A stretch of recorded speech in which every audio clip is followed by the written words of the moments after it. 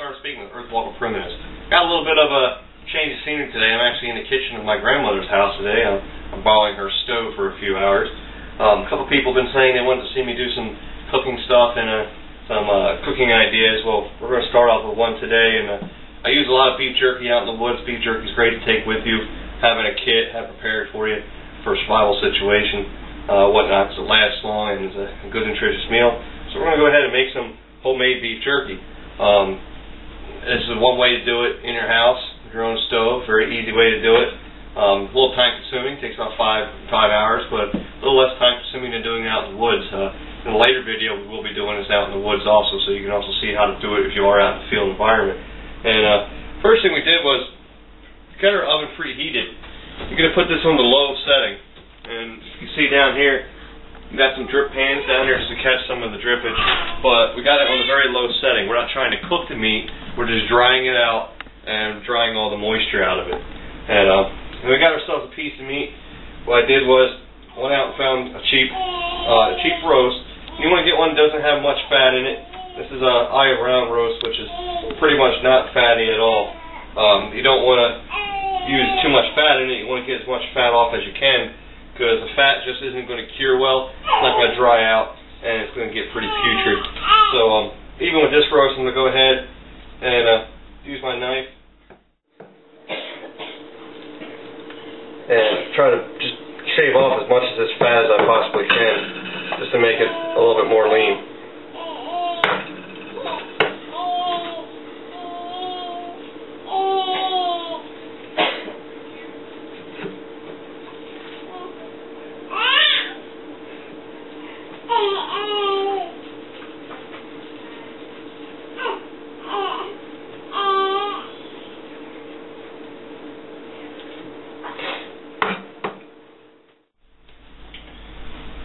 Now, one trick you might want to do with your meat to make it a little bit more easier to cut, like I did, is throw it in the freezer for a little bit. You don't want to freeze it, you just want to let it thicken up hard enough. It just makes it a little bit easier for you to cut. Then when you go to cut your meat, you're just going to go ahead. Thinner, the quicker it's going to dry out. So if you're looking for a quick process, cut them a little thinner. If you want thicker pieces of meat, just keep in mind it's going to take a lot longer for it to dry out. And basically I'm just cutting thin little slices of meat. You can either cut them this way and then cut them in half, come down the sides into strips. You want to try to make them into strips. You just don't want to have a big chunk of meat. You want to have some strips, and you'll see why later. So you can either cut it sideways like that, or you can come lengthways with your roast. Slicing down long strips like this, which is how I think I'm going to do the rest of this roast.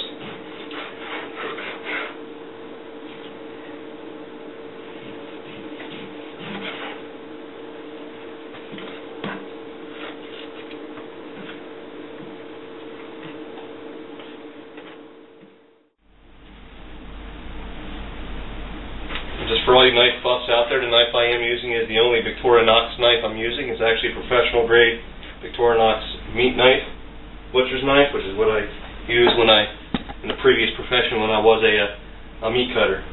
A very sharp knife. Can't find these really in the civilian market. You got to order them through a Victorinox specially, and they come.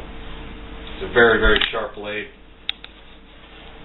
If you do purchase yourself finding one of these, I definitely don't recommend putting it in a sink or something like that. And always know where this blade is. Just having it in the sink one time, washing dishes, I just bumped it with my finger and almost took a finger off. Very sharp blade. As you can see, I'm going to go ahead and cut a bunch of these strips. You can leave them like this, or you can cut them even thinner, just tear them apart. But that's ideally what you're looking for. You're just looking for some of these, get as many of these thick strips or thin strips, long strips as you can, cut up, put them in a bowl, and I'm going to go ahead and get some more of these cut up, and once we're finished, we'll show you the next step. Okay, so we're back. We got most of our steak sliced up. Like I said, I got a piece I'm leaving for this week when Brother Alan comes up. We're going to do some out in the woods. And so I'm only going to use half of this at a time, because what I'm going to do is I'm going to season two different kinds of flavoring. Now, when you go to flavor it, You could do obviously if you salt it up, it's going to help preserve it even a little bit more. But you can put whatever flavoring you like in it. What I got here is I'm just going to throw some in this first bowl. I'm just going to throw some Worcestershire sauce in there. So you can flavor it whatever you like. If you like Worcestershire, if you like hot and spicy. My next batch I'm going to make hot and spicy. I got some Worcestershire in there. I got some soy sauce. You could use teriyaki if you want. I'm not a big fan of teriyaki, so got some soy sauce in there. And then my favorite, black pepper.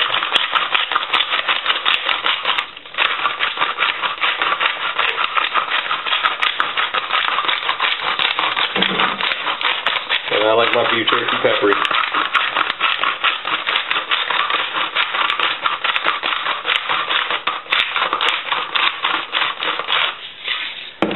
And you're just going to mix that around. Get that all nice and coated with everything.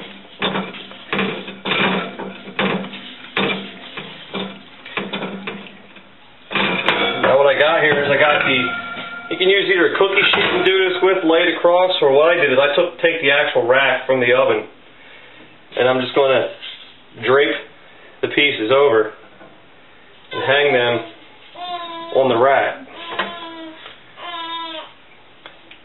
You can use a cookie sheet and just lay it across like this, but I find that just letting them hang is more natural, and it's just more air, it's more hot air, more heat hitting the pieces of meat to completely dry them all out.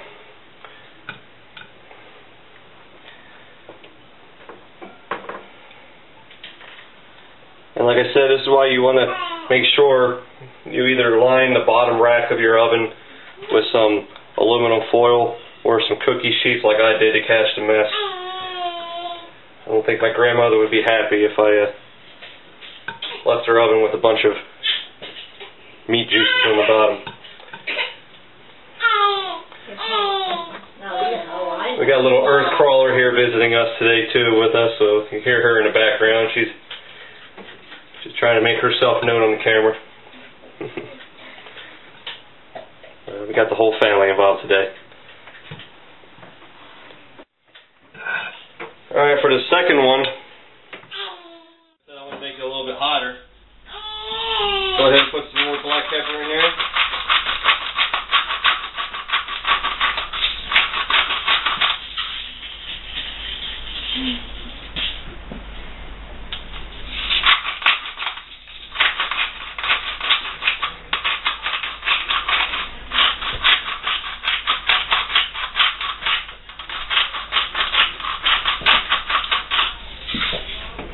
Oh, this is my mom's toy. Got some chili pepper. Put some chili pepper up in there.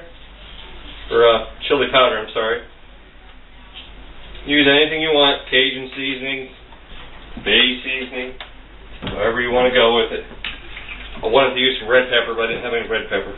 But instead of the red pepper, though, we're going to go with this Louisiana hot sauce for all you southern people down there that like to watch my videos. You're probably going to tell me that I didn't put enough on there, but that's enough for me. I'm a northern boy. Go ahead and get a good mixing.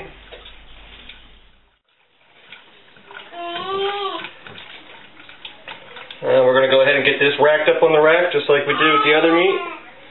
And we'll be right back with you. Okay, so we're back. We got all our meat racked. And now I'm going to go ahead and move it into the oven. As you can see here, I got the pans down there. I'm just going to go ahead and move that into position. And you can see I got it hanging. Once you get it in there, you can go ahead and spread them out a little bit. The more they're spread out, more air circulates, the more they're going to get dried out. So I'm going to go ahead and let it go. Like I said, you're not cooking this meat, so the temperature is in the lowest setting. As you can see, I can put my hand in here and hold my hand in there. It's warm, it's hot, but it's not actually cooking. All we're doing is drying that meat out. Because what we're doing is we're getting all the moisture out of that meat. That's what's going to dry it and preserve it. A big misconception people have is that air spoils food. Air does not spoil food. It's the moisture in the food or in the air that spoils it. So we're drying all that water out of this meat, and that's what's going to preserve it. So, and like I said, this takes about 5 to 8 hours. So we're going to go ahead and close her out. In about 5 hours, I'm going to check it out. Like I said, depending on how much you're cooking and how thick you cut your pieces, is what depends on how long it's going to take for it to dry out. So we're going to check it. We'll leave it go. 5 hours from now, I'm going to go ahead and check it again, see if I have to cook it any longer. But we'll be back in about 5 hours. Okay, so we're back now. It's been 5 hours on the dot, pretty much. These little bad boys have been cooking. We're going to go ahead and pull them out. And you can see here that almost all of them are completely done. They're pretty much done. And we're going to go ahead and move over here and set them down in the sink here.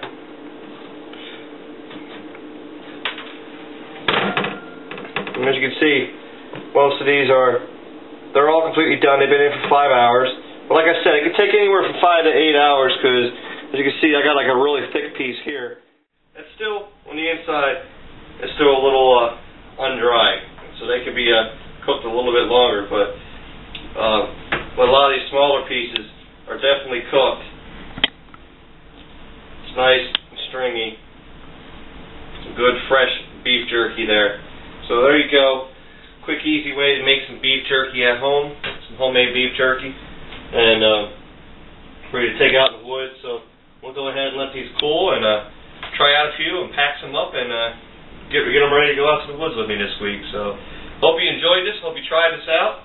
If you do try it out, or if you do this at home by yourself, go ahead and, if you want, post up, share some recipes, different flavorings, anything you like. Go ahead and post comments on and tell me what you think of it and how you enjoy it. So I'm Sarge speaking with Earthwalker Primitives. Thank you.